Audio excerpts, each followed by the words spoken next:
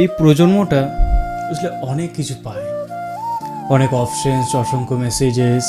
একটা মেসেজে নোটিফিকেশনে একটা নতুন মানুষকে খুঁজে পেতে খুব একটা সময় লাগে না, কিন্তু তবুও তার একজনকে একটানা ভালোবাসা, একটা মানুষের প্রতি একনিষ্ঠ থাকা, জাস্ট এইটুকু যেন আজ সব থেকে বড় চ্যালেঞ্জ।